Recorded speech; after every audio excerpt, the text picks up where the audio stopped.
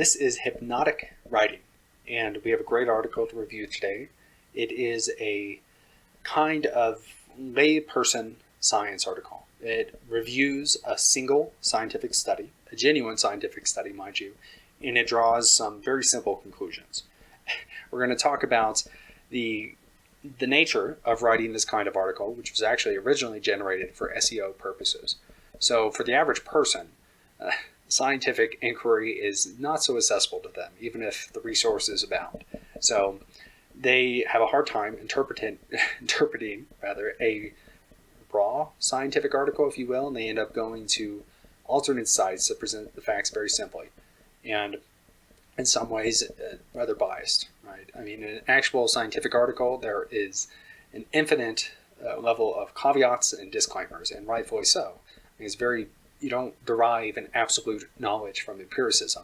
You increase the probability of being correct. I won't rant much more about epistemology, but I do think that this article, particularly in terms of the net marketing outcome, is a valuable case study in how to write persuasive, informative copy. So this is going to cover some different topics than a lot of other hypnotic writing, because this is only slightly narrative. It is presented as authoritative instead. So we're going to see the factors that go into that. All right. Going green, seen less red. CBD is sweeping the nation. Cousin to the euphoric THC, CBD is the derivative of the cannabis plant that doesn't leave one seeing pink elephants. In fact, it has some seeing a lot less red altogether.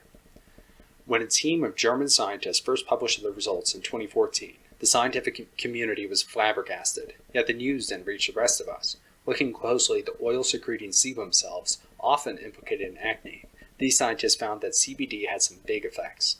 Namely, the cells radically reduced the amount of oil they made while exposed to CBD.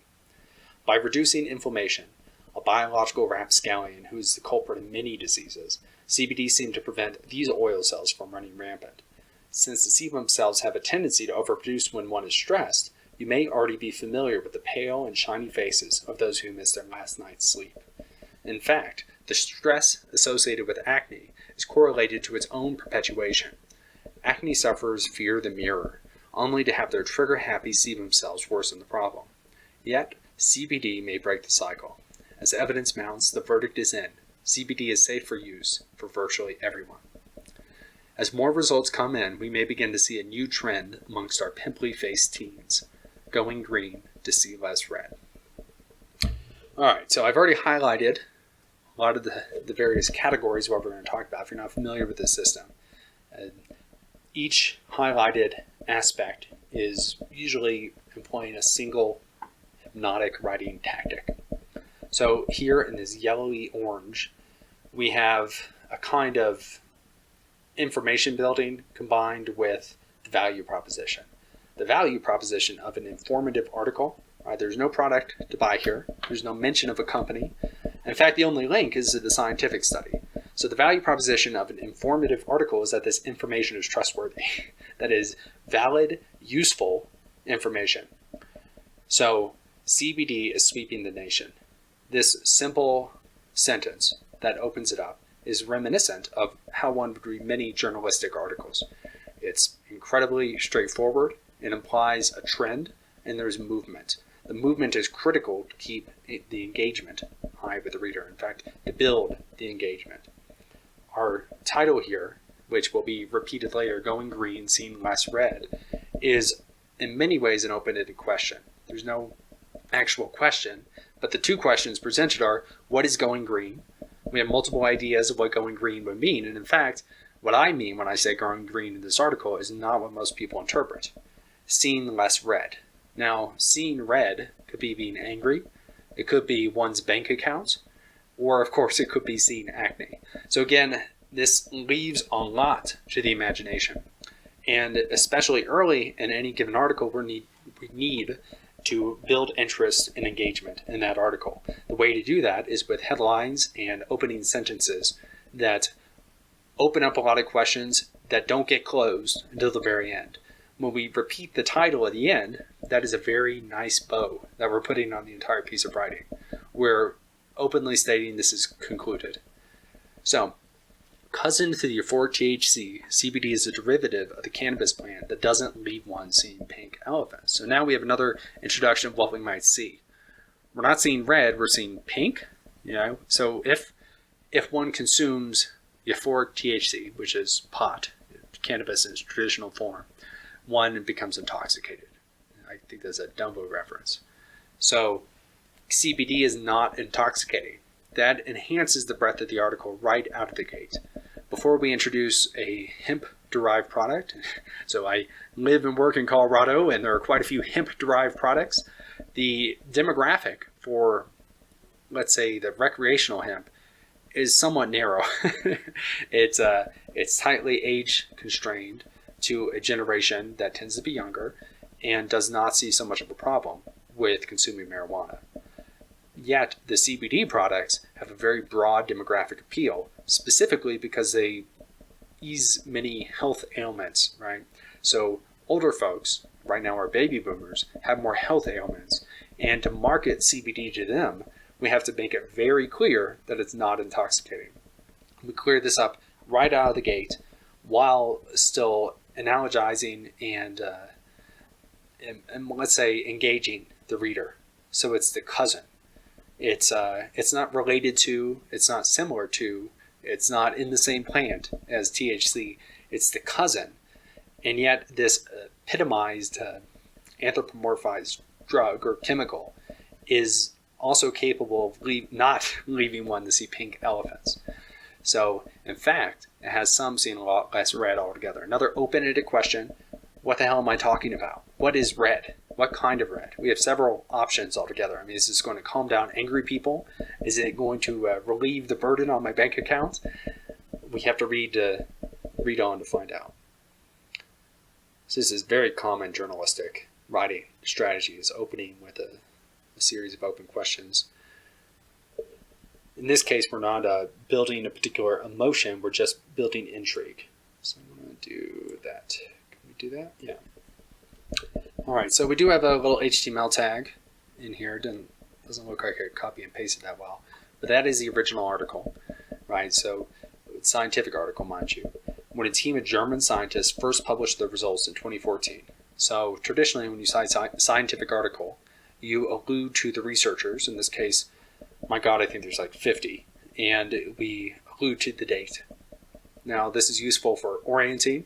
It's also a kind of authority signal that's commonly used in scientific writing. The scientific community was flabbergasted. Were they flabbergasted?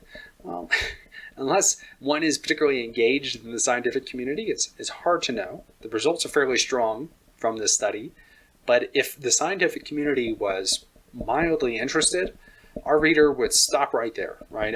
I have very little interest in the kinds of banal scientific studies that come out every single day that don't affect my life. So if somebody is flabbergasted, specifically our scientists here, that is a cue, an anchor for our reader that they themselves will be or ought to be flabbergasted. So scientists are also an authority figure. If an authority figure reads this article, which is essentially uninterpretable to the average person, and they are flabbergasted, well, you damn well be flabbergasted as well, if you have any sense. So yet the news didn't reach the rest of us. So what is this news? This incredible news about seeing less red through CBD? I have no idea. So looking closely at the oil-secreting sebum cells. So now we're introducing a little bit of jargon. Now, jargon is an authority indicator. It's an authority signal. Makes the text a little bit more believable, but it's also very dangerous. It's very boring, and it's confusing. Now, introducing confusion can be helpful in many contexts. If I want to take my buyer through a narrative journey, I will probably introduce confusion early on, maybe through innuendo, maybe through storytelling, transporting them into a different perspective. In an informative article, I do not want to introduce confusion. I want to make it very clear. I need to drop some of these authority signals through the jargon, and then I need to lead them back immediately to exactly what they understand and know. Otherwise, I risk losing the reader. The fact that this is very short, and you click a web page, let's say, and you can see right away this is a fairly short article. You're not overly intimidated, but we still risk losing our readership if we actually, let's say, delved into some of the various scientific details. If I started to spell out the chemical names of CBD and tetrahydrocannabinol, right? Not a good idea in this case. We're just going to be very careful. We're going to say sebum cells. We're going to describe what they do. They secrete oil. They do some other things too, but I don't care about that. That's not what's relevant to my life. All I need to know is that they make oil and they're implicated in acne. Now, I have acne. I do actually occasionally get some acne, right? But so I've got acne, or I know somebody who has acne. I know acne is terrible. So now suddenly I know I've made the connection. This is the first sentence. When I have acne, I can use CBD, right? CBD is somehow related to affecting acne. The scientists found that CBD has some big effects. So it affects acne in a big way. This is really flabbergastingly huge. Namely, the cells radically reduce the amount of oil they made while exposed to CBD. So now we've made the full connection. We dropped a few authority signals, and it's clear that these scientists know what they're talking about. They're amazed. Things are radically and bigly different. Now, still in this red, we have a few more authority signals before we lead it back into the domain that everybody is comfortable in. By reducing inflammation, so what is inflammation? That's bantered around quite a bit. With a little bit of a scientific background, I can actually say you need inflammation, right? So it's we're going to reduce this to something of a criminal. We're going to say you definitely don't want inflammation. CBD gets rid of that inflammation. So it's a mischief maker. It's a rapscallion, biological rapscallion, who is the culprit in many diseases. So rapscallion is not a very common English word, but it's one similar to these, let's say, scientific jargon, the chemical names, that is an authority indicator that you are a journalist, you are a writer, and you know words like rapscallion. You might as well put that in the New York Times. So who is a culprit? So now this inflammation is a person, and he is a culprit in many diseases, including cancer, right? So we could talk about the big C into how terrible inflammation is. But frankly, I don't have the space on the page to do that. I don't have the attention, because I'm going to lose people if I build up too much jargon, if I go off on any kind of tangent. So CBD seemed to prevent these oil cells from running rampant. So these sebum cells, they just go crazy, right? And I guess their evil accomplice, inflammation, is a big part of that. So now we've set up an anthropomorphized picture of what is actually happening. We've set up a very clear caricature of these molecules, right? This is, again, bringing it back to the physical domain. These are not actual people and things. These are individual molecules that interact in complex ways that the average person, or even the average scientist, is incapable of fully understanding. So since these sebum cells have a tendency to overproduce when one is stressed, now does that mean that they're dividing? Does that mean they're making too much oil? It's, in some ways, it's both. Of course, we're not going to get into that. You may already be familiar. So finally, we're back into this nice, safe territory where the reader, the layperson, is familiar with something. They're not familiar with sebum cells. They're not familiar with CBD. They're, let's say, passingly familiar with inflammation. All we know now is he's a bad guy. But they are familiar with pale and shiny faces of those who missed last night's sleep. So, as one who sleeps very little, see if I can get a nice glare on my face right now, right? So you're going to produce more oil, and this is something that anyone can relate to. You can see people who are pale and shiny, and we're also using this evocative imagery. We've been trying to be evocative the entire time, but unfortunately, because it's informative and it's talking about rather abstract ideas, these chemicals interacting in one's physiology, it's been hard to bring it into the human domain of common experience.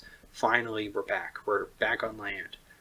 In fact, the stress associated with having acne is correlated to its own perpetuation. So, stress causes acne. Not hard for many people to accept, is fairly well known. And at the same time, while in the common experience, we're using a big word here, we're using correlated, to indicate that this is correlated, it's perpetuated. This is a kind of parlance that's not too hoity-toity, but it's still somewhat elite. Again, we're journalists, and we're progressing a a true fact that's little known by the population. Acne sufferers fear the mirror. All right, so they fear the mirror. This is a great kind of assonance, of rhyming in a way. I guess it's kind of a slant rhyme. And they fear the mirror. You notice here I've actually bolded this. This is in the original text, that bolding. That means that if you just scroll through this, you're going to see a handful of bolded text. You're going to see CBD is sweeping the nation. So it's moving and CBD is doing something. Now, acne sufferers fear the mirror. That's a very strong, evocative set of language. And because that phrase is so nicely packaged because of the assonance and rhyming, if I just say CBD is sweeping the nation, acne sufferers fear the mirror, well, suddenly I have an idea. I've got CBD and acne, and CBD will break the cycle. So even if I just read, I don't know, was that 10 words or so? I think it's 12, 15. Even if I just read the bolded text, I have already made the anchoring association. CBD will ameliorate my acne one way or another. Right? So they fear the mirror. It is evocative. It's a little bit transformative. It brings the reader into that space where they are afraid of the mirror. And it's likely to, especially for acne sufferers, be a bit of a pain point. It's going to make them sensitive and more receptive to the suggestions that come, only to have the trigger-happy sebum cells worsen the problem. So these blasted sebum cells, the rapscallion scoundrel inflammation, they're just making it worse, right? And we want to get rid of both of them if we can. Accutane in many ways actually does get rid of sebum cells. We don't need to, or at least we don't need to get into that, but it severely disrupts the production of oil by destroying a particular microcellular component. Okay, so CBD will break the cycle. As evidence mounts, the verdict is in.